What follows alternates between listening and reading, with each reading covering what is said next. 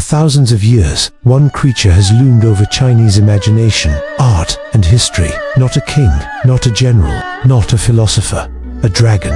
But this isn't the fire-breathing monster of Western legend. The Chinese dragon is different. It is revered. It is feared.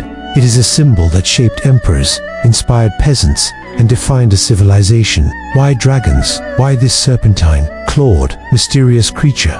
The answer begins in the rivers, mountains, and skies of ancient China. The earliest dragons were connected to water. They controlled rain, floods, and the natural forces that determined whether crops would survive or fail. Farmers prayed to them, built shrines along rivers, and offered sacrifices. In a society dependent on agriculture, these creatures were not myths, they were essential. Archaeological evidence shows that dragons appeared on jade carvings, pottery, oracle bones, and bronze vessels as early as 3000 BCE. The earliest depictions were long, serpentine, often horned, sometimes clawed, with flowing whiskers. These creatures were guardians, intermediaries between heaven and earth. They represented the invisible forces that shaped daily life, weather, rivers, mountains, and harvests. Over time, dragons evolved from natural protectors into political and cultural symbols. By the Qin dynasty, dragons were closely tied to the emperor. The emperor called himself the Son of Heaven, the living embodiment of the dragon. His robes bore its image, his throne was the dragon throne, and even the palace architecture reflected the dragon's sinuous curves. To challenge the emperor was to challenge the dragon and to challenge heaven itself. Dragons were also present in daily life. Festivals celebrated their might. Dragon Boat Festival, for example, commemorated dragons as protectors and controllers of the rivers. Streets were decorated with dragon puppets. Artisans carved dragons into bridges, jewelry, and coins. Farmers prayed to dragons for rain. Dragons appeared everywhere, a reminder that this mythical creature was woven into both the spiritual and practical life of China. But dragons weren't only symbols of protection, they represented morality and virtue. Unlike Western dragons, often chaotic or evil, Chinese dragons symbolized wisdom, benevolence, courage, and strength. Heroes were likened to dragons. Leaders aspired to dragon-like qualities. Dragons became moral models, a standard by which people judged leadership, character, and even justice. During the Tang and Song dynasties, dragons became highly codified in art and culture. 5 claws were reserved for the emperor, 4 for princes, 3 for nobles.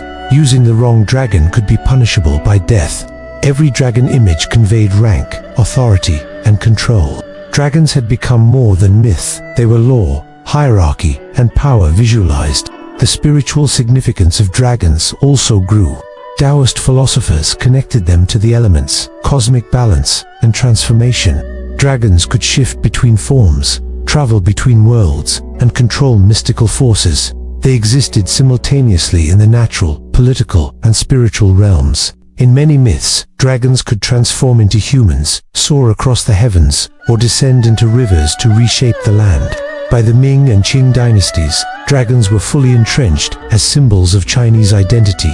Their image was everywhere, on imperial robes, palace architecture, ceremonial artifacts, paintings, coins, and official documents. The dragon symbolized the emperor, the state, and the unity of the people. It was no longer just a myth. It was China itself. Dragons even influenced Chinese philosophy and everyday morality. Confucian thought tied dragons to virtue and leadership. Taoist thought linked them to cosmic forces. Folk belief suggested dragons could intervene in daily life, controlling floods, storms, and harvests. This made dragons simultaneously symbolic, practical, and magical. They were omnipresent, shaping both the imagination and the physical reality of the people. And yet, dragons also carried a warning. To wield power like a dragon was to carry responsibility. Many emperors and officials adopted dragon imagery to claim authority, but history shows that those who abused their power, like corrupt officials, often faced downfall. The dragon became a symbol not only of greatness, but of vigilance, a reminder that power, like the forces of nature, must be respected. Today, the dragon remains a central icon of Chinese culture. It appears in festivals, architecture, art, coins, and even on the national emblem. It is a living symbol, carrying millennia of myth, power, and identity. It is both a creature of imagination and a lens through which we can understand Chinese history, culture, and values. The dragon's story is more than a myth, it is the story of China itself. It shows how a symbol can evolve over millennia, shaping emperors, inspiring citizens, guiding morality, and surviving the rise and fall of dynasties. Every curve of the dragon, every scale, every claw carries a history of a civilization that revered the natural world, honored authority, and celebrated imagination. So when you see a dragon today on a building, in a festival, or carved in jade, remember, you are seeing the legacy of thousands of years of Chinese history, culture, and belief.